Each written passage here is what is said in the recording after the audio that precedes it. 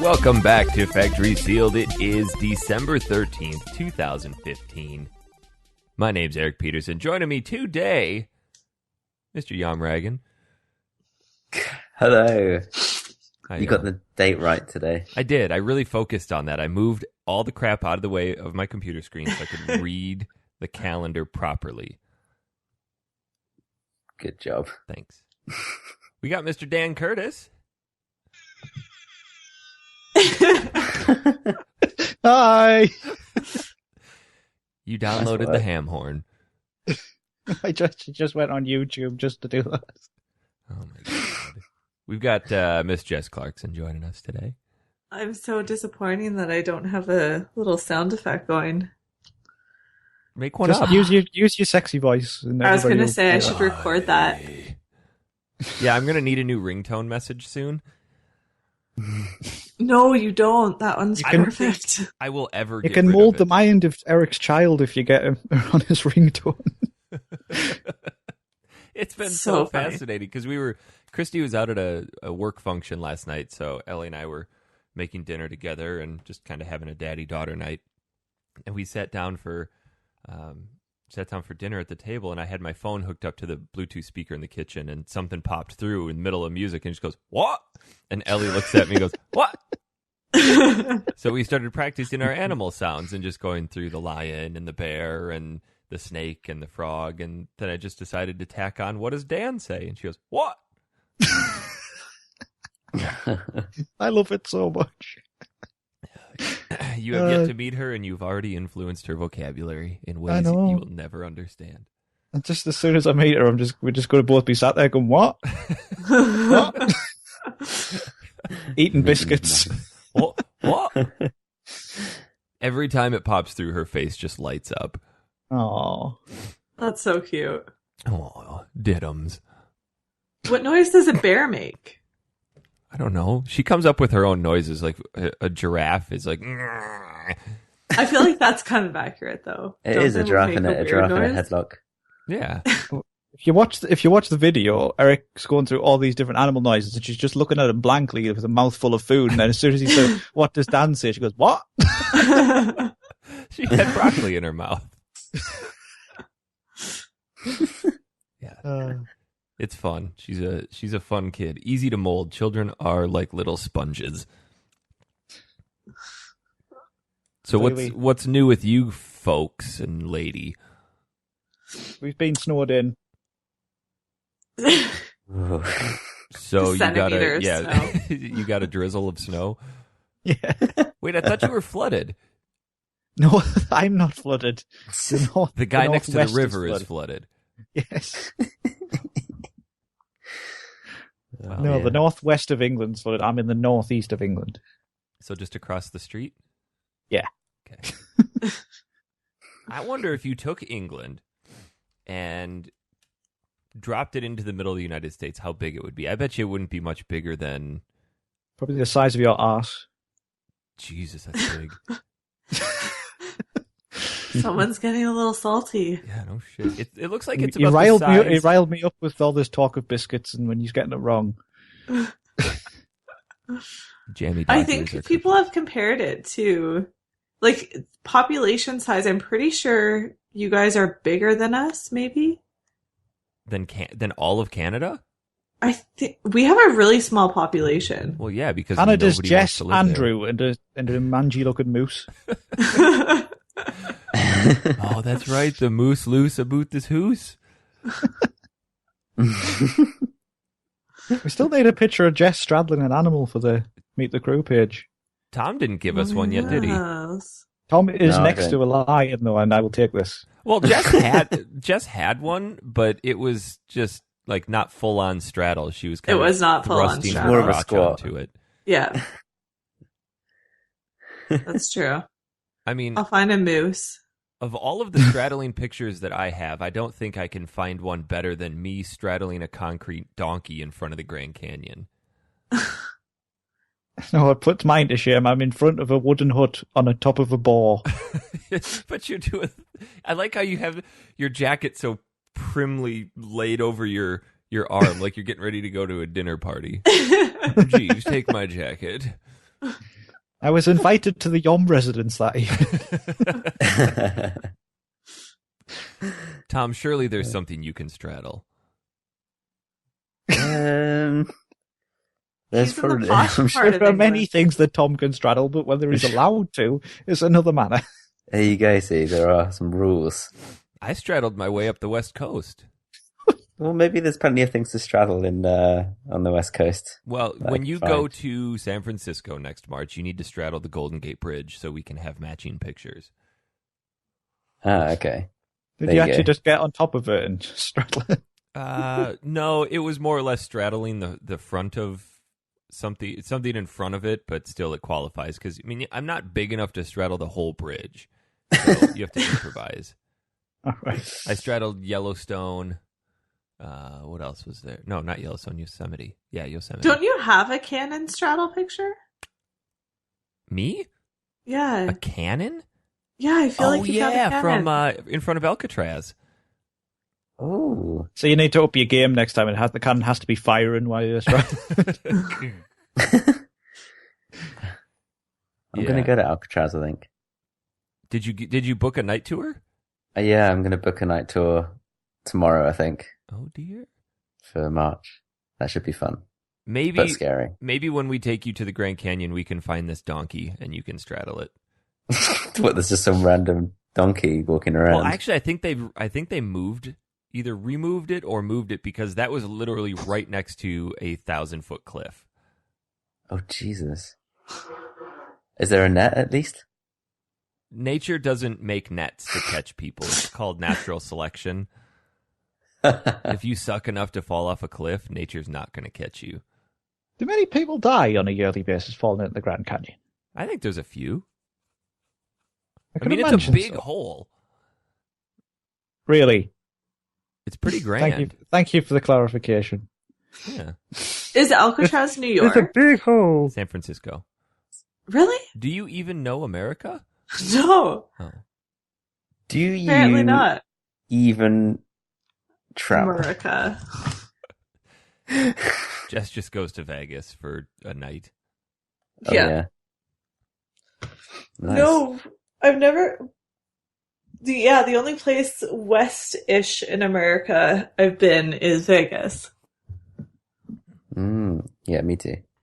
Oh boy. Well, I've been nowhere, so you win. You've never been to America. You. Oh my god, Dan. It's on the to-do list. Calm down. Calm your tits. Calm thy tits. I have to go to Australia first. You don't have to. I kind of do. I've spent a lot of money on it. When are you going? April next year. For how long? 3 weeks. So you will not be doing the podcast. Well, probably not. I think that time difference will be too much. It's only 13 hours. I'll just take my mic stand and everything. I'll be fine. Crystal will kill you.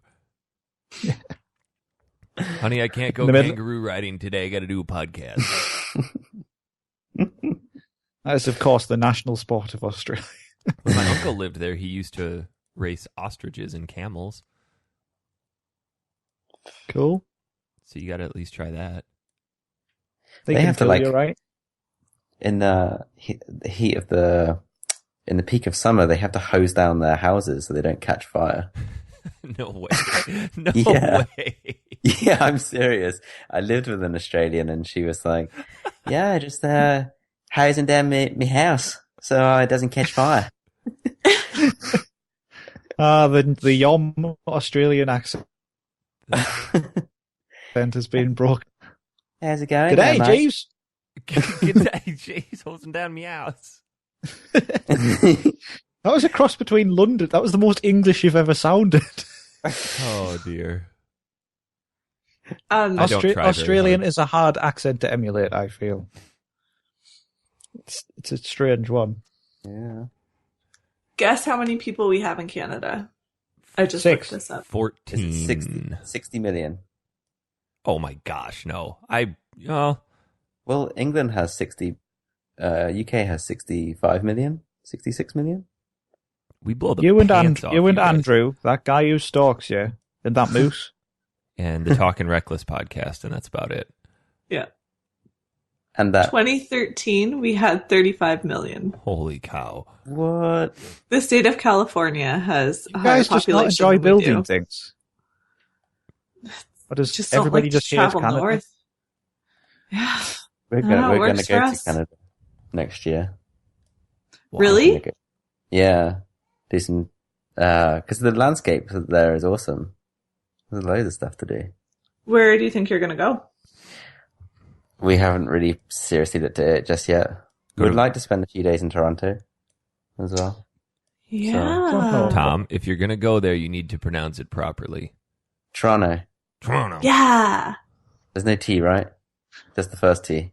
Just first T. There's no T, just that one T. Toronto. Yeah. Toronto. Now there's an A in it? At the end. It's an O.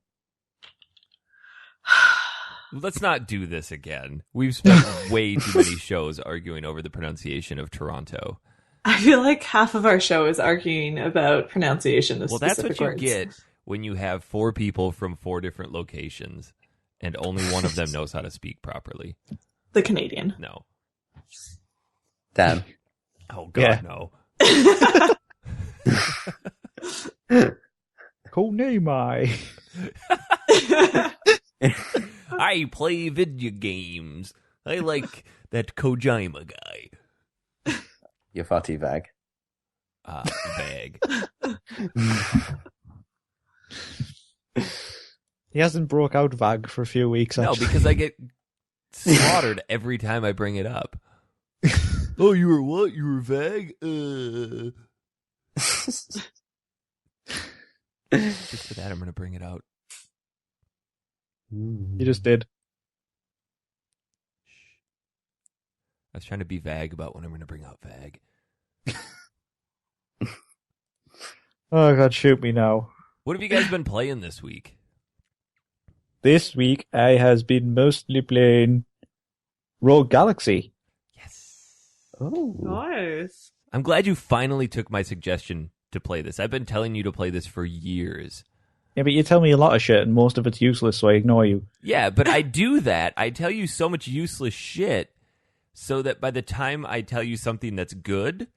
Yeah, but because It's- you tell me such useless shit, I automatically default to thinking you're going to tell me useless shit and just discard it before you're even finished. That's fair. It's a fair point. So apologies for not playing. I maybe should have listened to you on this one, because Rogue Galaxy is pretty good. I like it. It's more than pretty good, Dan. It's one of the best RPGs on the PS2. Mm. Quite a statement. Mm. How many hours in are you? So I I am won't 8. spoil it. Oh dear. You are quite a solid ways in. Yes. What have I just done? I've just landed on the mining planet. Have you unlocked the ability to do the factory stuff yet? Yes, I did that yesterday, and it took me fucking ages to figure out. That is super complicated. Oh, yeah.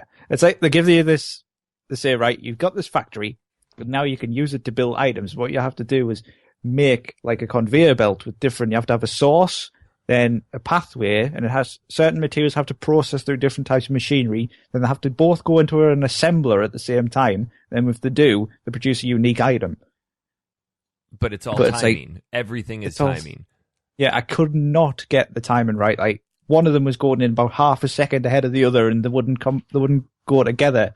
And honestly, Eric, I spent about half an hour on this last night. When I Well, finally different- did it, I was so happy. Different pieces that it goes through. So if you send the item through, I don't. It's been years since I've played that part, but if you have a forge and it goes through the forge, and then the other piece goes through a different location, they take different amounts of time to process that. So what I remember is when you get to some of the more complex stuff, I would intentionally build really convoluted zigzagging lines just to avoid having to add other shit in the middle of it so that they'd get there on time. And it takes forever, but it's fun.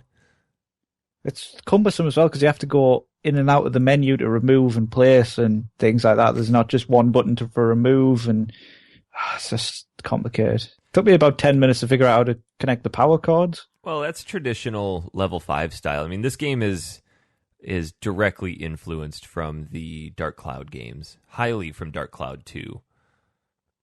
I've got to say, I don't know, it takes some getting used to. I feel like it's difficult to start. It is a very high difficulty game. I died in the first town. Yeah.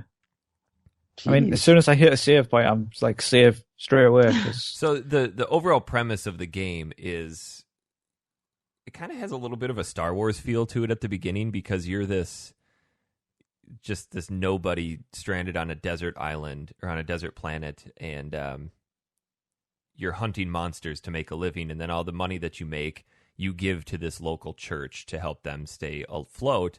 And these two stragglers come into town looking for this legendary hunter called Desert Claw, and they don't really say who he is or why they're looking for him, but you take control of Jaster Rogue, and you meet these two after you've already fought through town with this other mysterious hunter guy, and he leaves and gives you his sword, so you're mistaken for Desert Claw, and you get wrapped up in this intergalactic fight for political power. I think that's what I remember from the latter part of the story.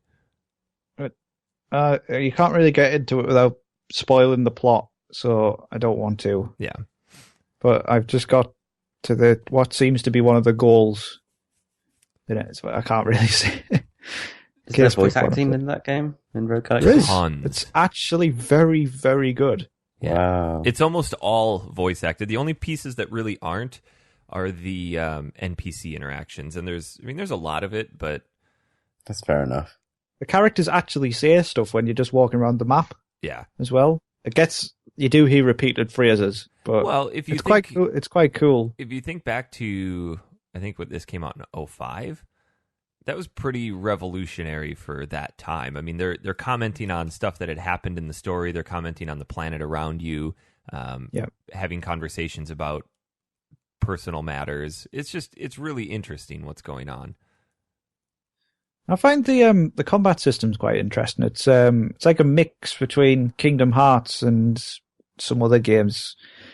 Kind of, it's real time, so you're just walking and then you get a random battle, but the enemies appear pretty instantly, and then you're in a kind of real time battle scenario against these, and you can attack, you can do abilities, then your other party members will sometimes say, Jaster, can I do this attack? And then you hit L1 or L2, activates the attack. But you spend most of the time using healing potions because the difficulty's so high. It is. And Jeez. the thing that I've forgotten about last night was the variation in which you have to approach each enemy.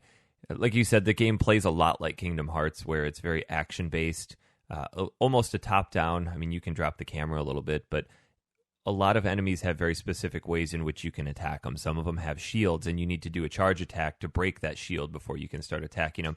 Or there are other ones that have a shell around them, and you have to crack that shell by jumping on the top of them before their inside will be exposed for you to attack. Or certain enemies, you can only attack the top of their head, but they're too tall, so you have to do jump attacks.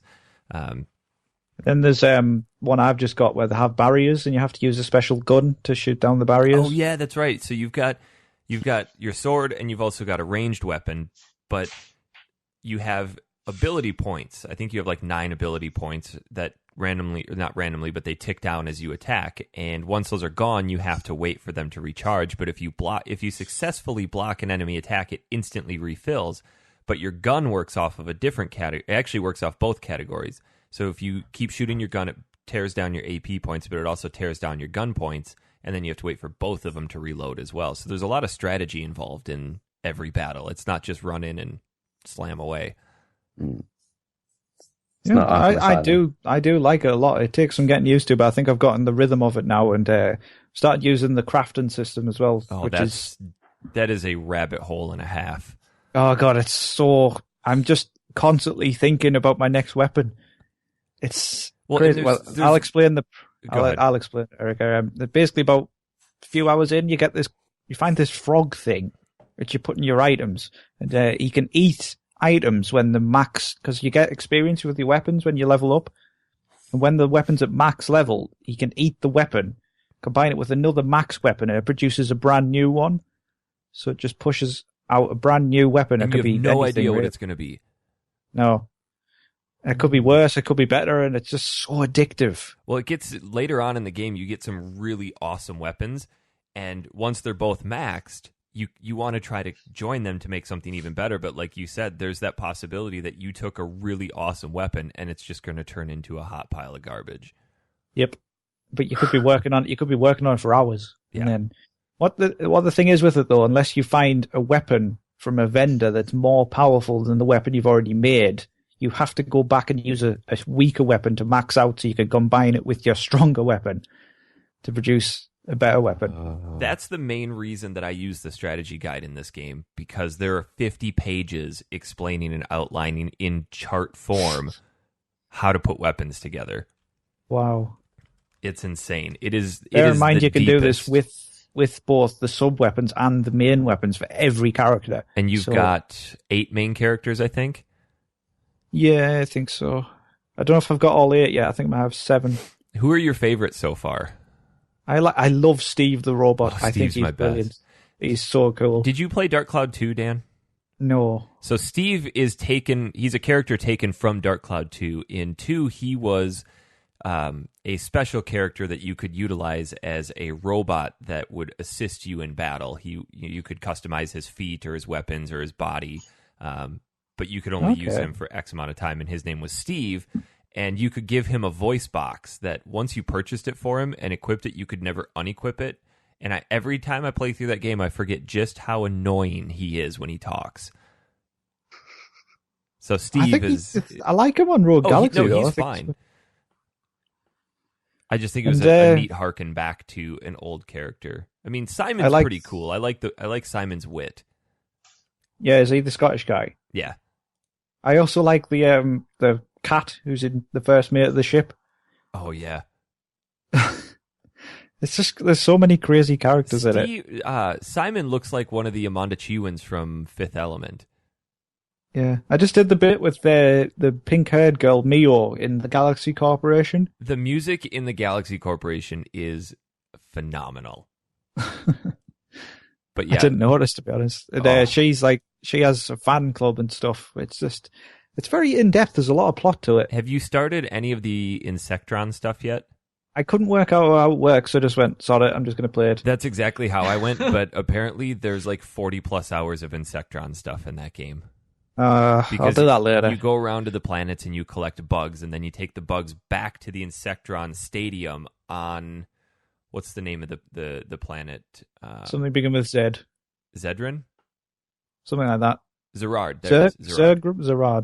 Zegrim is a character. But you take it back to the Insectron Stadium on Zerard, and then you battle your bugs against each other to level them up. It's a full Pokemon game within this, and it's just a complete throwaway. I don't think I touched any of it last time I played. No, well, I suppose the factory thing, you don't really have to use that either. It's an optional.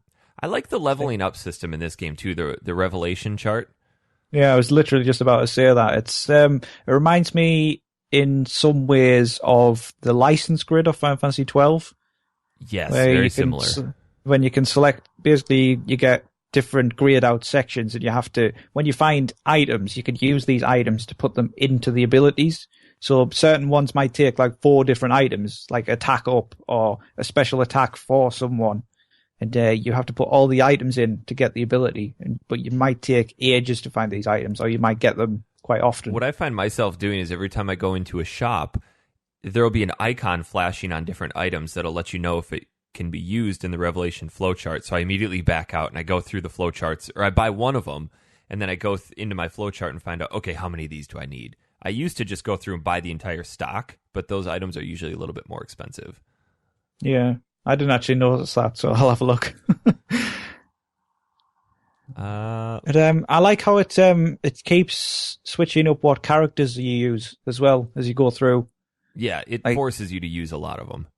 Yeah, but I like that. It gives you an idea of the different strengths and weaknesses, but you kind of have to also strategize and decide who you want to level up through the revelation chart. Because if you use an item on one person, it's gone and you can't use it on someone else. Yeah, and if it's one of those rare items, yeah, the exploration is pretty high in this too. I just made it to. I'm still pretty early, about an hour and a half in, and I just made it to the forest planet of Juraika. Yeah. And like you were saying before, the difficulty level on this at the very beginning is very high compared to other RPGs, and it's unforgiving. It's a traditional JRPG style game where if you die, it's game over. It doesn't autosave. It doesn't checkpoint. So I was wandering around Juraika, and there are so many different branching paths that you can go off, and some of them lead absolutely nowhere. There's some have a bunch of cool treasure at the other end. But I forgot about the difficulty of the mimics in this game. I mean, mimics are difficult in any game, but level 5 has this affinity for making mimics damn near impossible. And I stumbled upon one last night. I burned through all of my resurrection potions, all of my health potions, and 2 of my characters, killing one of them. And I went, okay, I'm here at the very end of this tunnel. There's 2 treasure chests. I know for a fact one of them is going to be a mimic. The other one, I think I remember being a really good item. And of course, I picked the wrong one. Yeah. The first time I encountered it was a complete surprise to me. And the mimic, I think my characters had about 300 health at the time. And per attack, the mimic was taking off about 170 HP. Yeah. And I was like, I just out of the blue because the other enemies were doing like 20. And your ranged attacks do like 4. Yeah. At this point, you're not strong enough to really combat it. And you can't run away from them either. All the other enemies you can run away from, but mimics, they're like, yeah, you're fucked. So every time I'm opening a chest now, I'm like, please don't be a mimic. No. It's so cool, though. I love that's kind of a thing within games. I mean, if you look at the Dark Souls games, mimics. Yeah, but you could attack them. You could attack them to check.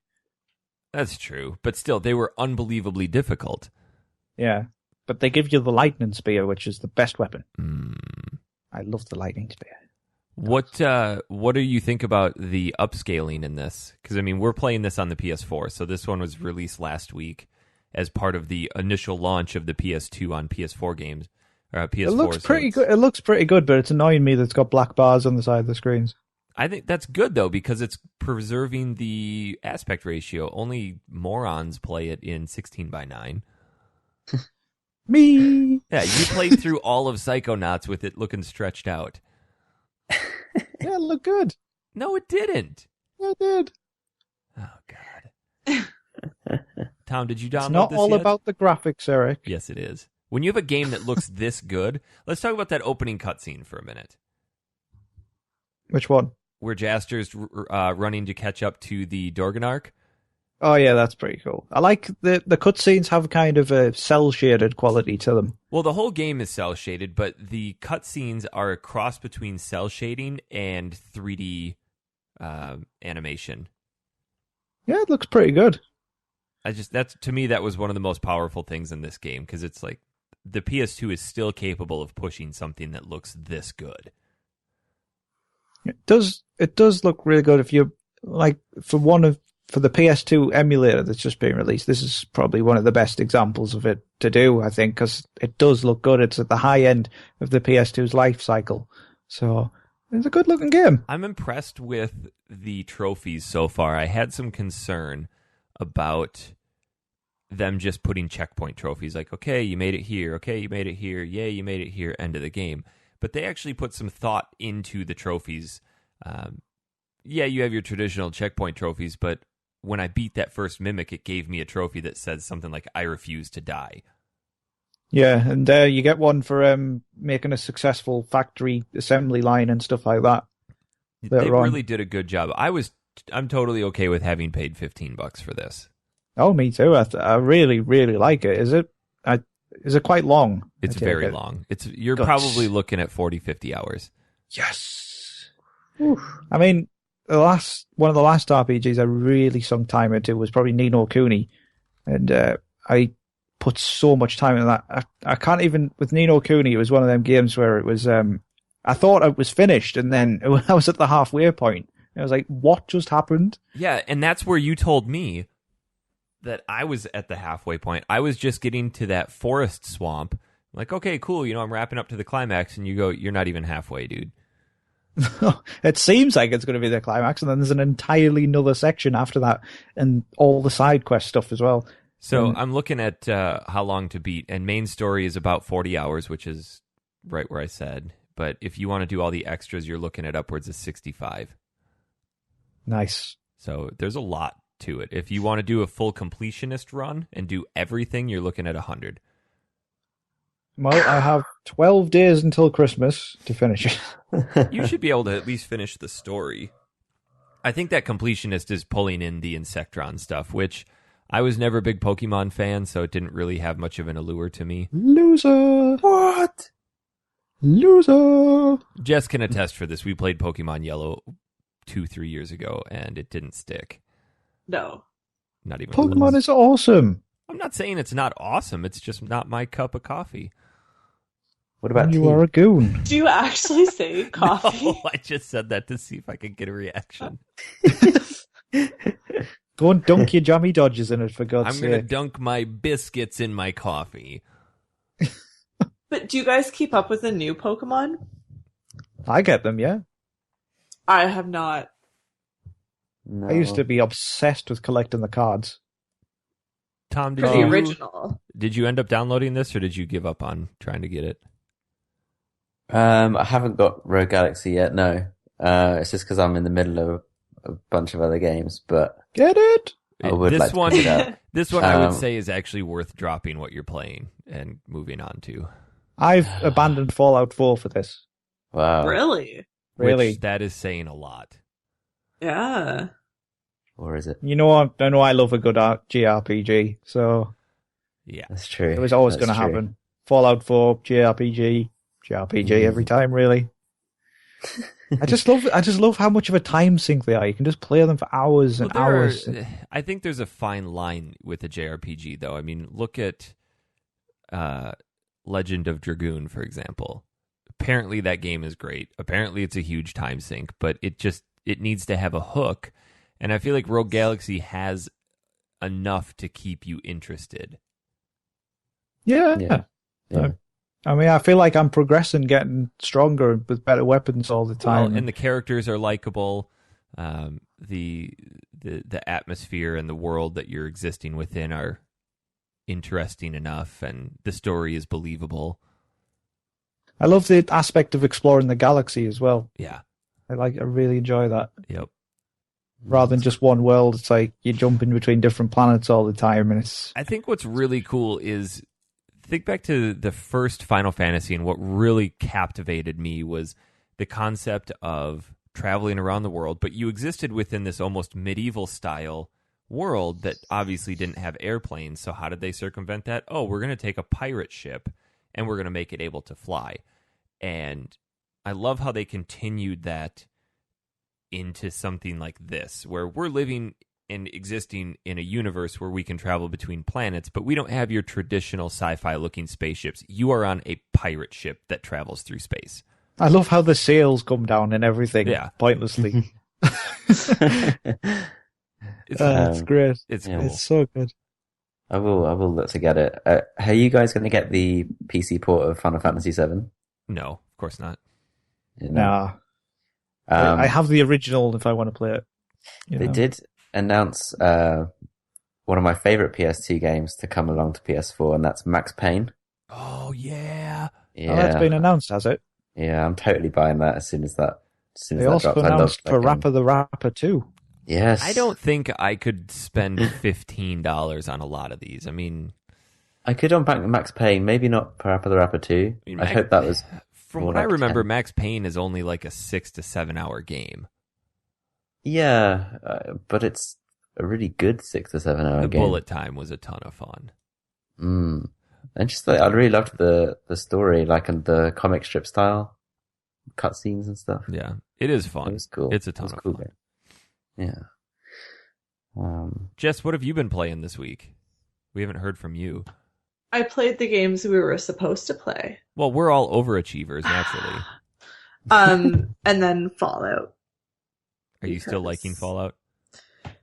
Yeah, I was not super stressed, but pretty stressed about the ending that I wanted to do. Because Did you make it to the end? yeah, I did originally, and then I went back to try a different ending, and then I couldn't commit to that ending. Wait, so you started all over again? No, I just went back to a save. Oh, okay. Because I had saved it before I walked into the Institute have you got to the Institute with your son? No, I am playing through Spoilers. the Brotherhood campaign. Okay. Still have to go never there at some mind then. Yeah. Well, I'm assuming So- you find your son at some point. They lay that on pretty heavily. Yeah, Can we- so I can we spoil it just yet? made It's a been like rash fresh. decision. Game's been out for a month. Can we spoil it? Tom hasn't played it yet. Let's spoil it. Can't, Oh, because it's so you can- good. I don't mind. The storyline's not good, Jess. It's just How Spoil far it. would you venture I am from the end of the main storyline? about 10 more missions or so. Oh, that's not I bad. didn't do the Brotherhood. I'm a I few don't missions like them. past.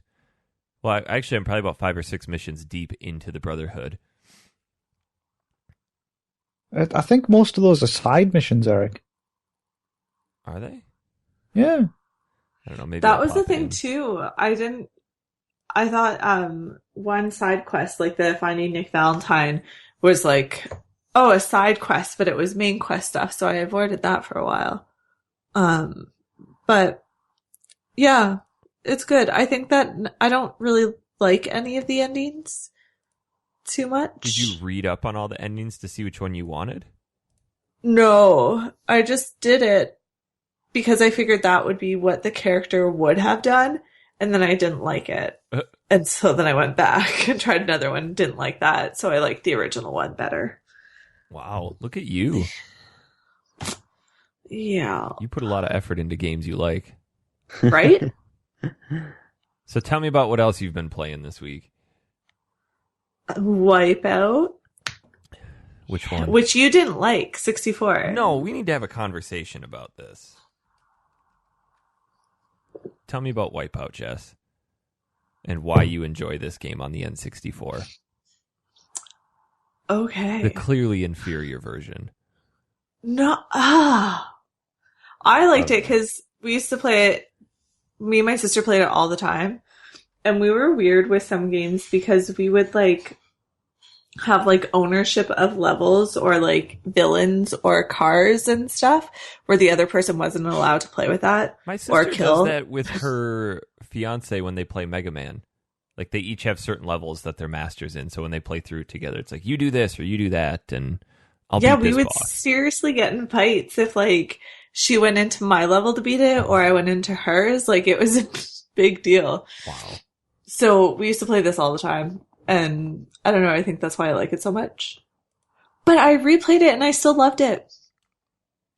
Could Still you even loved it. finish a race? Yes, because you have the red stuff that rejuvenates you. I could not get past the first race. I'm going to be Really? flat out. And I've played a lot of Wipeout. I probably dumped way more time than I care to admit into the PS3 version, the PSP version, and this game. I could not do it. I physically couldn't finish a race. What was what are your comparisons between them? What one's your favorite then? I really, really enjoy the PS3 version. I think that one's the definitive version of the Wipeout series. The original one for PS1 is pretty good. Obviously, having gone back to play that after playing these new ones, it's tough. But my main gripe with this is that the whole concept of Wipeout is speed and fast paced and super quick reactions. Yet the N64 doesn't seem to process it fast enough to give you that sense of speed and control at the same time. It wasn't smooth. Every corner for me was just slamming into the wall. Well, the tracks are still being drawn so soon in front of your eyes. Like the draw Yeah. distance is so bad. I mean, it's expected, but if you compare it to Wipeout 2097 for PS1, which is pretty much a direct kind of direct copy of that one, it is a bit better on the 32-bit system. Mm-hmm. But yeah, it's not an easy game. Were you Just able to constantly finish any races, Tom? Yeah, a couple on the N64. I couldn't. I found it harder than on the PS1. Well, and I think I don't know. that's a good point. Is it comes down to the draw distance? Is you can't Uh-huh. predict what's coming next. You either memorize the course, like maybe you and your sister had done, Jess. Yeah. Where it's like, all right, it's going to be a left here, and this is going to be a loop, and we're going to do this. And I couldn't do it. I physically couldn't do it. I got so frustrated. I said, I am not playing this. That hurts my heart. I'm sorry. I wanted that you to didn't like it. it. I really enjoy the Wipeout series. I think it is such a cool concept for racing. Yeah. I want to play the PS3 one now. Oh, the PS3. And the PS3 one and the PS1, both those versions have really good soundtracks as well. What was the PS3 one had a DLC? Was it just Fury? Yeah, that rings a bell. Man, it was so good. Yeah. So Because I remember good. picking that up. They offered, when the PSN was hacked, they offered like a bunch of games for free and you could pick two, and Wipeout was one of them. I have yet to play the Vita version. I think that one's 2048, right? Yeah. I wonder if I got that one for free on And PS it was Plus. Wipeout Pulse on the PSP, which was a launch title. Wipeout Pure. Or Pure, sorry. Why am I thinking of Pulse? Maybe that was DLC or something. Every time I think of Wipeout, I think of the British lady that reads out the names of the cars from Wipeout HD. She's like, Pfizer. Wipeout 2097 has some kind of like overlord computerized futuristic voice that says stuff over the announcements while you're racing, like contender eliminated and stuff like Like that. gladiators. Yeah, exactly like Gladiators. I love gladiators. Just what was it about this game, though, in general? That is this the only Wipeout game that you've played? Yeah, Oh dear. which is funny. Oh dear. I don't know. I think I liked it because it had like kart-esque elements. Like it wasn't very, because I'm not a huge fan of racing games that are more simulators. I don't like that. So it was still very kind of arcadey feeling to me, which is why I think I liked it so much. And I found, I don't know if it was just because I usually pick slower vehicles. But I felt personally that the control on it was a lot better for me than other racing games. Like this compared to Rush was like just a bad. Oh, Rush is hilarious, but we'll get to that in a minute. Yeah, I don't know. I liked it. I like the hoveriness. I'm almost hesitant to recommend you play the other ones because it will instantly destroy your positive memories of this game because the other ones are so much better. I don't know. I don't know if anything could. Well, hopefully not, but I still highly recommend you try the other ones because if you really like the Wipeout series, you need to try this other game or the other games. Which one would you recommend she play, Tom? I reckon try basically the direct copy of the 64 version for PS1, which is Wipeout 2097, because it's still the same game as the 64, but with a few extra bits attached to it. And then if you see the similarities and you're happy, maybe try the PS3 one because it's pretty awesome. I think what hooked me with the PS3, though, is that they brought that one in. Maybe this is true for all of the Wipeout games, but they bring it in pretty easily. You get the impression off the bat that, okay, this is not your traditional racer. It's kind of a kart racer. You've got weapons, you've got shields, there's boosters and things like that. It's a combat racing game, but the difficulty level ramps up so quickly.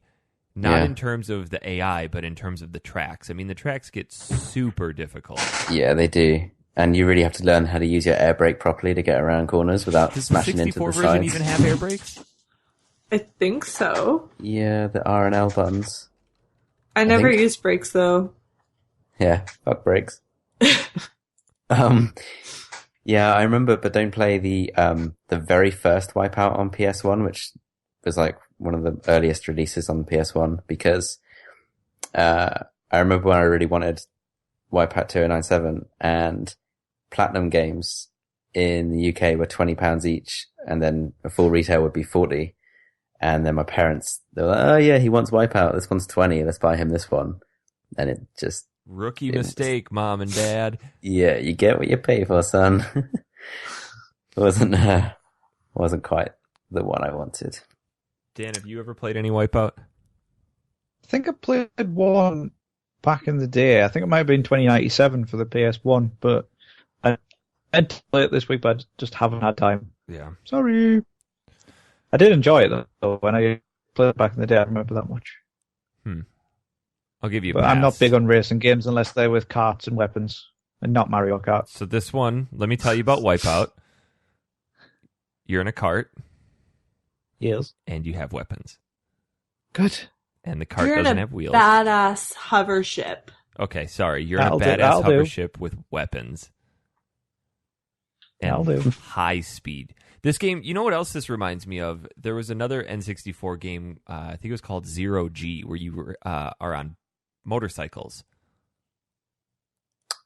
Anybody else ever play that? I think it was Zero G. Was it for the N64? Yeah. Hmm. I'm trying to see if I can come up with the name of it. Was it Zero G? It was... Is it not F-Zero? Not F-Zero X? Or No, Hmm? F-Zero was Extreme G. That's what it was. Oh, Extreme G. You're on these No. super high-powered motorbikes. Oh. Ooh, just looking at some images of it now. It's pretty good. I mean, they're Is kind it of like the these... same people? I don't know That does look fun. who made. It's made by Acclaim, and Wipeout is made by Signosis. Midway. Oh. Yeah, didn't Midway and Acclaim merge? No, I don't know, because Midway aren't around anymore. is Acclaim? 'Cause no, don't think so. So maybe They they used to merged make and everything. collapsed. Acclaim made like the original WWF games on PS1. And they made the NBA Jam games with the iguana that had the basketball shorts and and Midway made the NHL, some good NHL games as well. oh, Heck yeah. son. I think. Maybe we should do another comparison show of like F-Zero, Wipeout, and Extreme G, and do some of those high-speed racers. And then Diddy Yeah. Kong could win. Oh, God. Trying to find a category that Diddy can't Still not win. as good as Crash Team. No, it wasn't. You really won me over on that. Crash Team was a very good game. It was. It was. We also played a variety of Rush games this week, and man, let me tell you what, that brought me back to childhood this week. It was so much fun. There's quite a few. So which ones did you play? So last week I was trying to remember which Rush game I used to play with one of my buddies that had a stunt track, and I could not remember it. So I busted out the Midway Arcade Treasures game that I had for GameCube and popped in Rush the Rock Alcatraz edition, and that wasn't it. That game is terrible on consoles. It was made for arcades to be sitting in one of those chairs with the steering wheel, and you can tell it does not transfer over to the console well. It's very like Daytona USA. it's very floaty. It's really hard to control. Ton of fun though. The tracks are really interesting. Lot of shortcuts, a lot of loops. Very aggressive AI, but that wasn't it. And then I tried playing Rush 2048. Is that it? 2049. Yeah, 2049. Close. But And not I'd correct. never played that game before. You'd never played it? I'd never played it. For as That much game as I is loved the so Rush good. games. So then I started digging around online, and sure enough, it was just called Rush 2 Extreme Racing USA. So I downloaded that, and holy crap, that game has aged quite well. Uh-huh. It's just it's the original San Francisco Rush was very bare bones. I mean, you had your handful of tracks and I think 5 different cars from beginner to all the way up to super advanced, where the thing was just squirrely as all hell and would blow up if you nicked a wall. Yeah. But this one, they expanded upon all of that, and you've got your traditional circuit mode practice, but then they've incorporated stunt tracks where you could just go and dick around. But all of the cars are fully customizable to what kind of car you have, then the paint jobs and the different layers of the paint and the stripes and the wheels, and you can actually change the engines or the transmissions or the suspensions that adjust all of the stats of the car, and it actually has an impact on how your car performs on the track if you're going for some of the special keys that are hidden throughout, or how you get some of the shortcuts. So if you've got really springy suspension and you go off a jump and you hit, your car is going to bounce a little bit, which will allow you to get to a different location. Or if you have too stiff, it's not going to work. So you played it on the N64, right? Yes. Because the only San Francisco Rush game I've played is 2049 on the Dreamcast. Does the N64 version, can you get wings in your car? Yeah, and I was going to ask you about that. What? So Yeah, it's when I so was good. going through setting the car up, there was an option for wings, and it was small or large, and I went, okay, let's just go with large, because I figured they were talking about the spoiler on the back of the car. And I said, all right, that's going to give me more downforce, more traction, I'll be better. And I didn't notice any difference in there. So then I went to, I think they had a stunt mode in there, and I accidentally pressed a button, and these wings popped out of the side of my car, and I went, oh shit, things just changed. Yeah.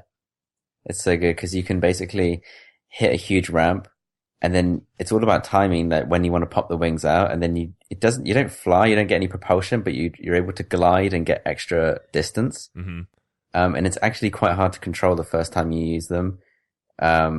You got to kind of really position the car correctly. Well, and you've got boosters on the wings too, so if you accidentally hit the boosters, you can send yourself into a spiral.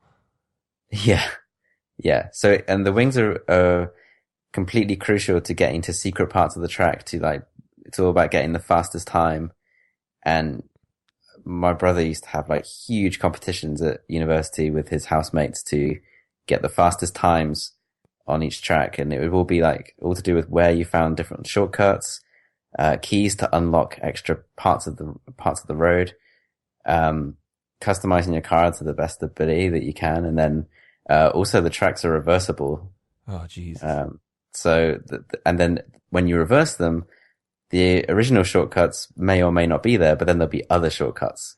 The track designs are so good in these games.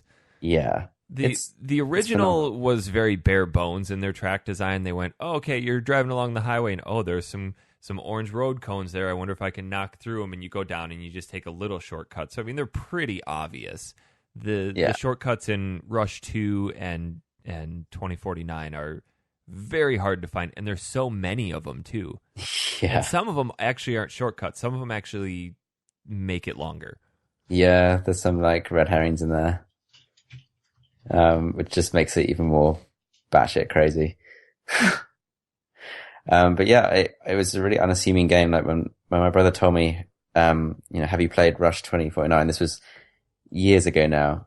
I was like, what the hell is that? It just looked like some mediocre racer for Dreamcast. I'd never heard of it, but totally obsessed with getting the best times on tracks and stuff. Some of the tracks in there are ridiculously difficult. There's one, I think it's called Urban. Oh.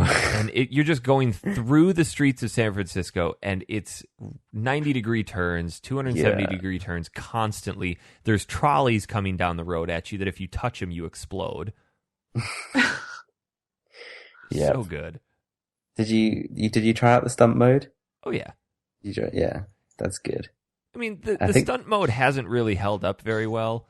No. But the one from Rush 2 was so good just because it was the first thing like that where my buddies and I both wanted to play Rush at the same time, but we didn't want to be bound to a time frame. That's the one downside, is that these races have timers that if you don't make it to the next checkpoint, it ends. Yeah, that's true. I don't know. Does 2049 have that? It doesn't on the Dreamcast version. Okay. Then I think it's just Rush 1 and Rush 2 had it. And it gets really annoying because there are secrets. And this, I guess, is kind of good because there are keys hidden around. And if you want to go for the key, you have to know how to hit it without missing a beat. Otherwise, you're not going to make your checkpoint in time. Oh. Did you find that problem, Jess? I just found a problem with the whole finishing the race before the time ran out issue, or without crashing and my truck turning into a big pile of smoking crap. Chose the truck. I chose the truck second the first time I used the Volkswagen van. Which game were you playing? The first one or the second one? Second one. What'd you think of that one? I honestly really liked Wipeout a lot better. Oh. I found it was just like the handling was not so great, and I picked the cars that had the best control. But I did like the fact that a few times I like randomly ended up on the other side of the guardrail or something, but you could just keep driving, and that was kind of cool. Heck yeah! You were comparing like a hovercraft to a truck here. Yeah, you're comparing it's like comparing Call of Duty to Battlefield. Like one of them is a twitch shooter, the other is precision. But I found the brakes, which like I didn't. Who brakes in Rush? For drifting ability to get around corners a lot smoother. No. What you do is you time it so that you angle your car just right, that you slam into the wall hard enough to make it around the corner, but soft enough to not explode. There's a science behind it, Jess. I was just hitting the explode button. Sounds really complicated. I never brake in that game. I wasn't, because I couldn't. I felt the brakes just were crap, but then I kept dying. What gets really fun is when you start playing the single races and you can adjust the weather and the wind, and then can adjust the level of explosion, and then you can turn death on. So my dad and I would play this where we would turn all of those up to high, and then our whole goal was to kill everybody before the end of the first lap.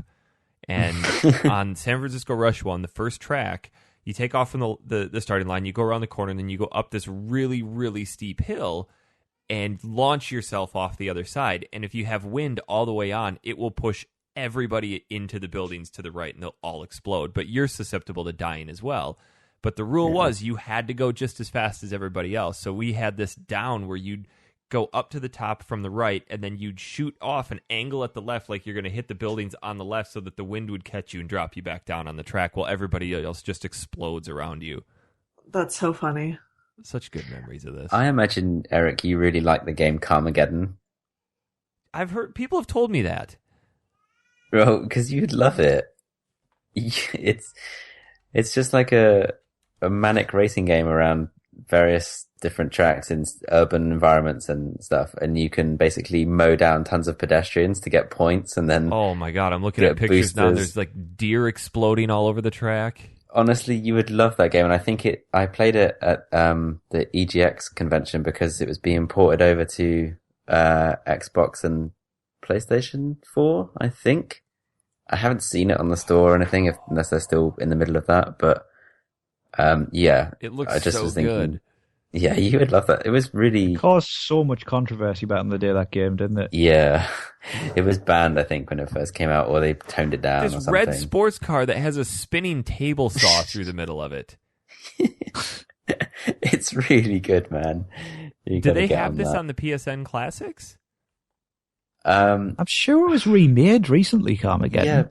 Yeah, because I played it at the convention, and I was using a Xbox controller, so it's made its way somehow onto current generation consoles. So check it out. I'm going to Carmageddon PS3. Let's see. Yeah, it's available on iOS and Android. So there you go. That didn't. Carmageddon Reincarnation for PC. Oh, that actually looks really cool. Yeah. In many countries, the first release contains zombies with green blood or robots with black oil instead of people. Oh. Yeah. I'm going to check Steam. Carmageddon Max Pack. I wonder if this is promising. Oh, it's the original.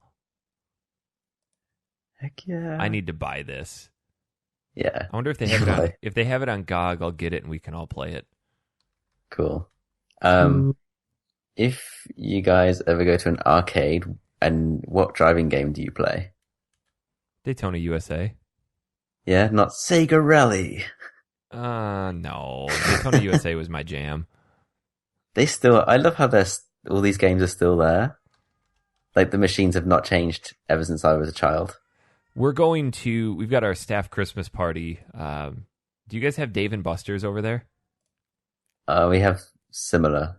Like we have a Namco arcade. No. Well, Dave & Buster's is this bar/restaurant/ adult Chuck E. arcade. Cheese. Okay. Yeah, it's adult Chuck E. Me Cheese. and you went to a arcade, didn't we, Tom, back in the day? Yeah, man. For Voldemort Towers. I remember that, because Tom got stalked by 14-year-old girls. It was quite funny. Did he really? As is always the way. He did, yes. It was very amusing. Tom. I know. I ran. Guys, I need to buy Carmageddon Reincarnation, but it's $30. I mean, you're doing backflips in a sports car into people's heads. You have a monster truck with a drill on the front of it.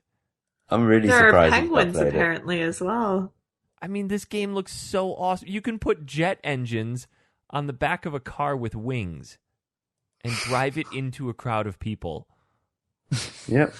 Sounds about right. Is this on consoles? I can have a look for you. Oh my gosh. I need it. Oh, but if you for $35 you can get the Max Pack Carmageddon 2 and Reincarnation. Find out, because I definitely played it on a console. It's only on PC, Reincarnation. Shit. What if it's too violent for consoles? Possibly. I might just bite the bullet and buy it. That looks. I mean, this picture right here. You have to share this picture with us. Makes me want to buy it. Like that scene right there is worth $30. You're in a field. You can run over cows. In a monster truck with a drill, driving into cows, and you're getting a splatter bonus. No. No. The only way this would be better is if they were horses. No. Or, I don't know, cats or something. Oh, you guys are Baby killing... seals. How did this game even get approval? Look at this. A vehicle with a club, so you can just club them all. Look at this. Oh my gosh. That is the one I'm looking at right now. It's a jet turbine processing humans.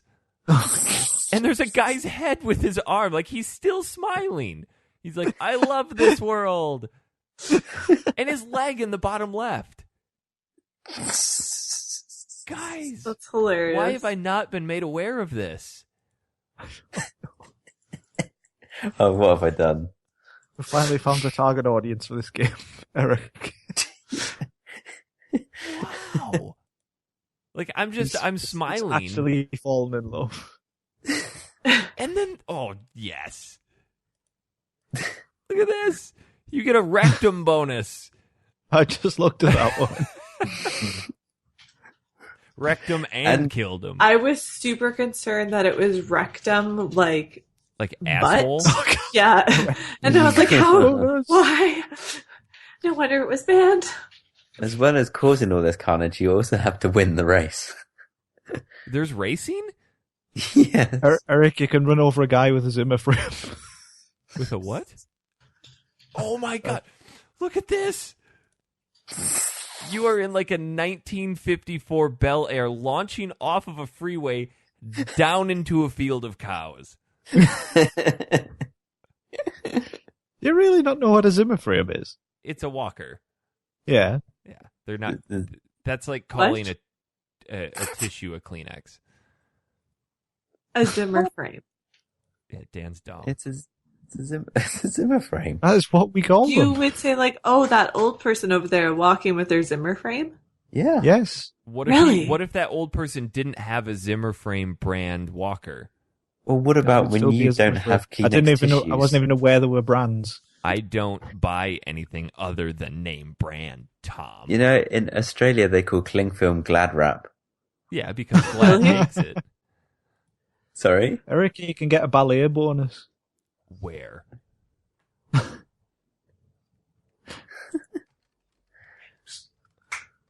We need to find a way where we can all play this. Is there multiplayer? Please answer me that. Is there multiplayer? Dude, no. I don't remember there being multiplayer. Oh, don't kill me like that. Single player and multiplayer. Yes. Oh. There you go. I only remember playing solo. It was funded through Kickstarter. Oh, it is coming out on PS4, yeah. The I wasn't- reincarnation? I wasn't going crazy. When is it coming out? Because I will hold off. Well, the review was on the 21st of May this year. For PS4? I'm not sure. I'm giving you false Oh, I see information. the video of the guy getting hit with the walker. Guys, we need this. It got a poor review. I don't care. It got a 4 out of 10. That's really bad. That is really But is it bad. so bad it's good? No, but I was actually playing it, and it was good. It was just like it used to be. Just carnage in a box. Can somebody confirm whether or not this thing is on PSN? The ultimate sandbox for Eric. I don't think it's coming out for PSN. Don't think. Well, there's the PS4 trailers. Yeah, but that looks like somebody's mocked that together. I'll mock you together. I'll punch you in the face, bitch. Okay. You could find it. You could find it on the PS1. But I want reincarnation. I I need know, high I know. definition Zimmer frame splatter. I can just imagine if you got this, you'd just be in your sitting room, just cackling, just running into cows. It was on N64 as well. No. Heck yeah. Carmageddon 64. Were you hitting clowns that released bubbles and confetti? I never played the 64 version. There's a lot of smashing and death and destruction. Guys, this game, oh. He's fallen in love. Carmageddon 64 rating 1.3 out of 10. Oh dear. It's marginally better than Superman 64. Are you looking at IGN? Yeah. Unbearable. Yeah, Why is one- it unbearable? 1.3, too much killing. Is that what Oh, it says? that's ridiculous. No, it's just me That guy taking needs to the be piss. He's doing that IGN joke. Too much water. Oh, a good game ruined as a sloppy crap port. Yeah. It's the N64. So, Tom, you've actually played this. Uh-huh. Is it actually a racing game, or do they just drop you in and say, have fun? I don't doubt there's a free roam mode, but the modes I played, it was a full race with like 8 other cars, but you can take shortcuts, and if you run over pedestrians, you get points, which I think you can then turn into like booster items and stuff. So there is an ultimate race, but you can just do whatever the hell you want, and it's no holds barred racing basically, and it's very graphic. That's amazing. We need to buy this on PC and play it. Oh How my much is it? god. How much is it? It's $30. Yeah, it's a lot. They actually have Jeez. someone like waddling in the trailer that I'm watching. Some waddling? Yeah. What do you mean? Like I a mean, very just this large freaking person trailer, is like- waddling. What do you get for $30? Oh, that Is there fat like person just got obliterated by a crane.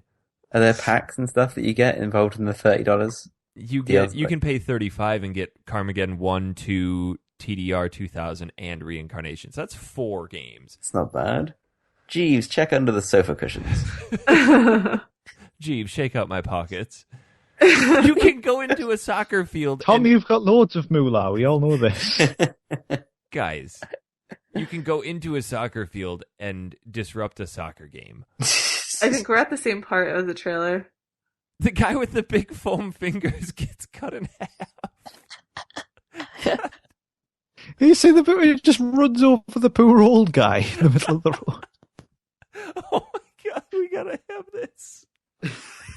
Oh my god. This game looks so good. Are you watching the reincarnation trailer? I'm watching the one on Steam. You destroy penguins. Why is this not everywhere? This This is not- so good. Zipper frame. Oh my god. I can't deal with you. The grandma got annihilated.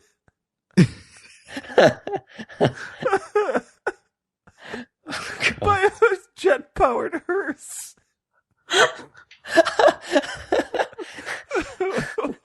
And the last word on the trailer was sexing it up. Oh man, I'm buying this afternoon. Screw Just Cause, screw Fallout, forget Rogue Galaxy. Oh god, thank you, Tom, for bringing this to my attention. You're welcome. Oh my god. The penguins. There's a documentary crew in Antarctica like, hey, here we have a baby penguin.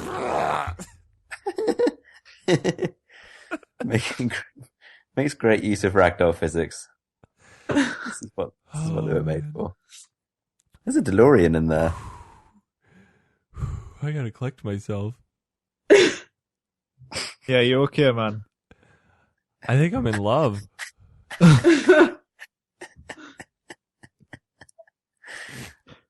Okay. I'm actually This is definitely not a game that I'm going to play with Ellie around. I was gonna say. Ellie, do you want to watch Daddy drive a car? And just some poor penguins. as fast as he can. Oh, man. No more Rocket League, baby doll. We got Carmageddon. Is there multiplayer on the reincarnation version? That's what we need to know. Yeah, there is. Yes, I just told you about Okay. this. We all need to buy this now. He was focused on the hearse. Couldn't pay attention. The lady getting hit by the zipper frame every time. I just saw that literally just now. What is? Then there's that minivan with kayaks on the top towing a boat. Oh god. I can't. I gotta stop watching it. I'll just sit and Oh watch my it. god, I love the little evil beetle. And then the fact that if you hit something hard enough, you fly out of your car like the flat out style. Oh yes. I remember flat out. What's that? Like, why are there just people on these racetracks? It's just supposed to be in a fictional city, I think. Nobody has a regard for life? Oh man, we got to stop watching that. Or that's all the rest of the show is going to be, is just Carmageddon. Talked more about Carmageddon than Wipeout and Rush combined. I think we need to make an adjustment to our show for next week. Oh dear god. Do you concur? Because I think next Yeah, week... but are we playing the original or... Well, Dan, I 'Cause don't think that's- your PC could handle this one. No, probably not. Oh, dear. Whew. Brilliant. Let me go into the schedule that Tom made. Honestly, though, yeah. Okay. I don't even know where we were. I think that's all we played for this week. Yeah. That's right.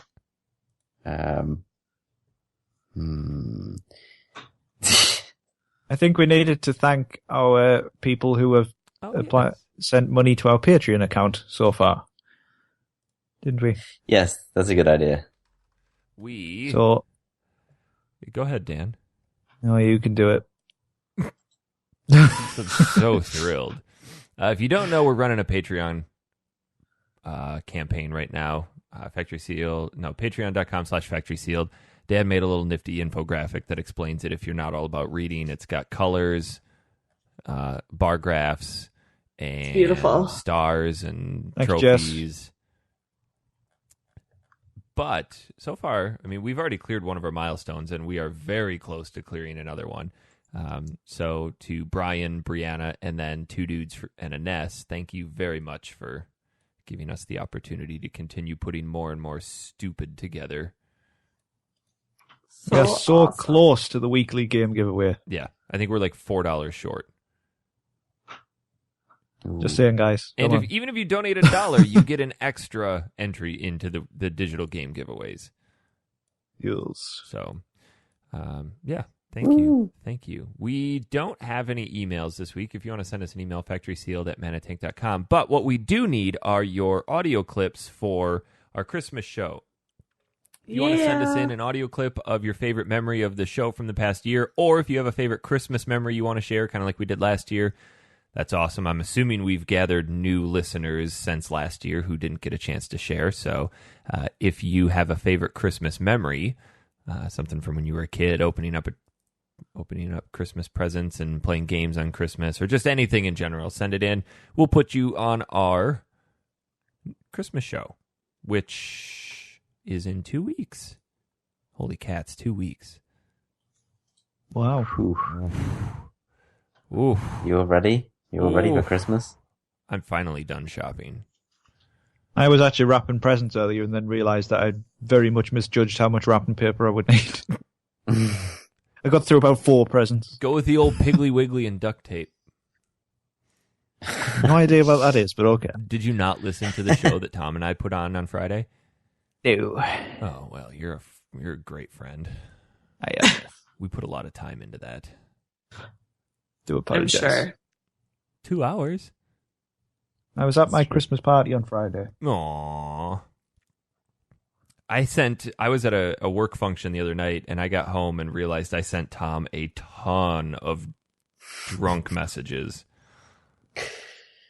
I really want great. those to be exciting messages. Well, they weren't like, will I see you later and things like that. That's what I was hoping for. Are you sure? Quite.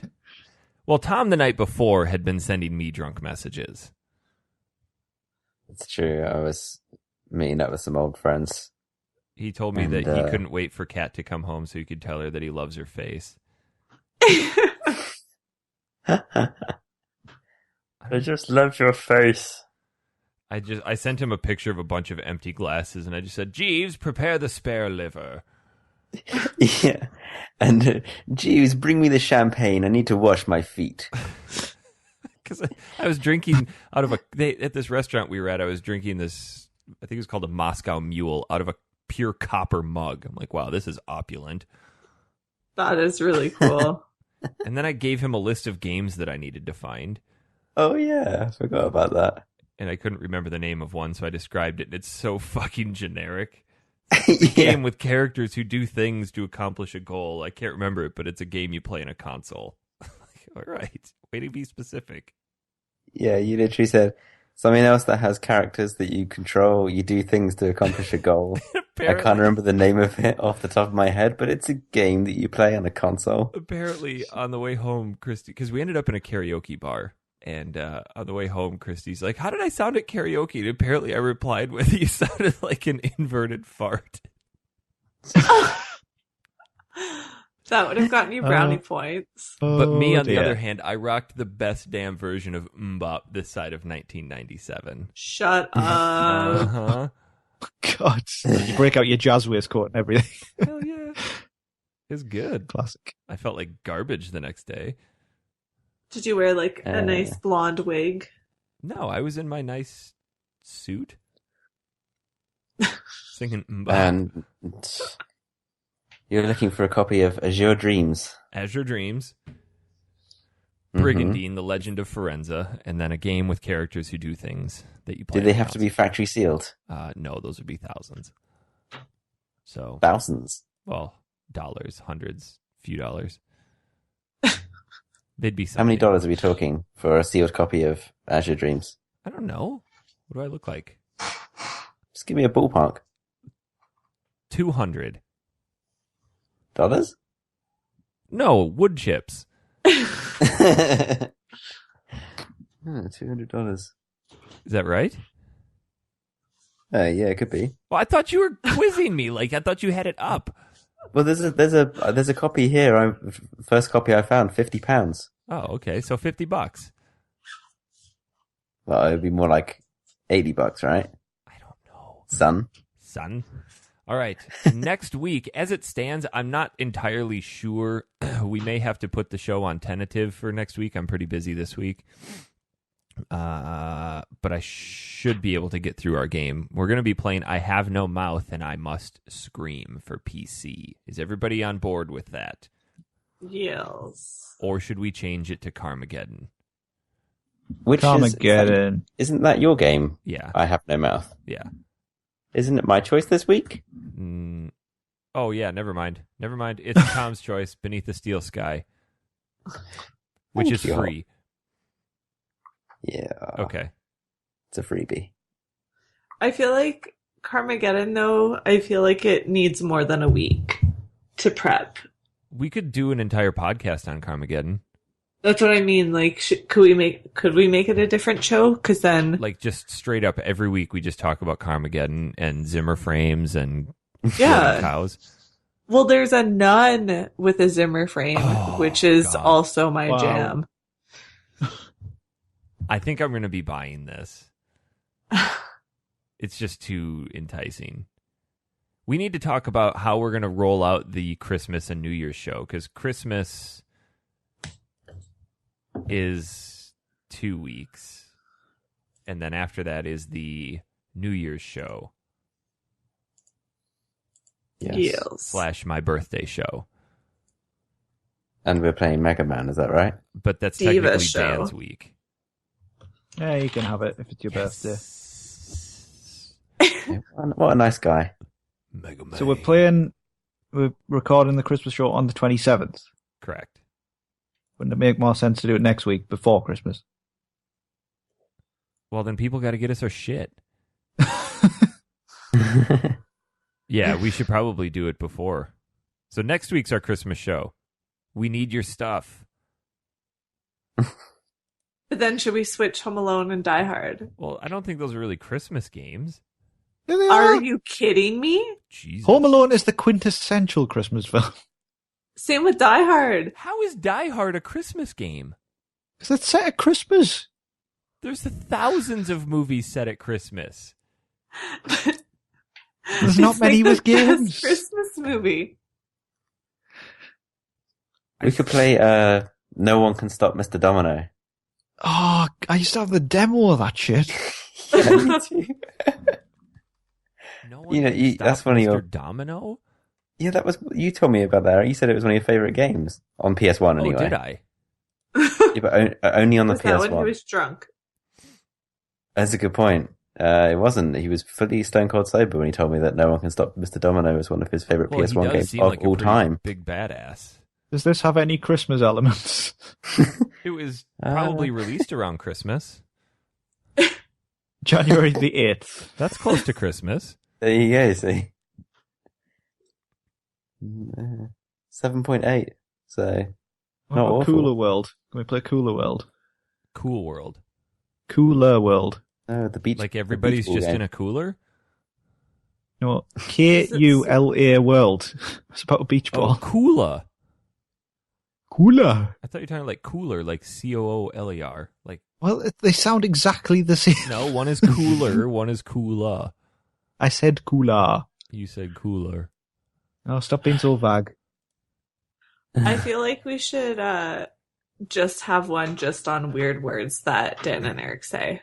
That'll be And then have a debate, a the formal theme of the debate episode. where we can generate defenses for each with supporting documentation, and it'll just devolve into calling each other idiots. We'll have to Yeah. look up what like the 5 most weirdly pronounced words are. Vag, biscuit, pie, Bagel. bagel. vagel, like a really Bagel. vague bagel. Of course, Herb. Herb and Oh herb. God. No, Eric, you're the only one who like fucks it up so bad. It's her. Oh God. Well, we'll figure out what we're gonna play for next week. I know that Dan is on a time frame, and we have to get him out of Yes. here. So, Yes. Dan, where can we find you on the Twator? On the Twator, you can find me at Frosted Sloth. Jess? I am a Jess. Thomas? At Hyperjelly. Not Eric? At Yom. You can find me at Honest Pizza. If you want to follow our Factory Sealed one, our social media manager has actually been keeping up with that. He's underpaid and overworked, so we'll give him a break. That is at factory_sealed. Check us out on factory-sealed.com or facebook.com/factory-sealed. That is going to do it for this week. Any closing thoughts, friends? Yes, send us Christmas clips, Oh, please. yes, absolutely. Yes. We need that. We're going to push that pretty hard this week because we want to actually have that turn out really well. If we don't get any, we'll push the Christmas show another week to see if we get any. And pets and fun Christmas costumes. And we could also have a Christmas digital game giveaway if we get to the milestone on Patreon. Just saying. Or maybe we'll just do it anyway. Yeah, it might do it anyway. Maybe we'll just give away some Carmageddon. That's a Christmas game, right? Yeah. I mean, the color of Christmas is red. There's a lot of red in that game. We'll put a gift tag down. on it. Yeah. Yeah. There you go. All right. Sweet. That's going to do it for this week. We'll see you all next week.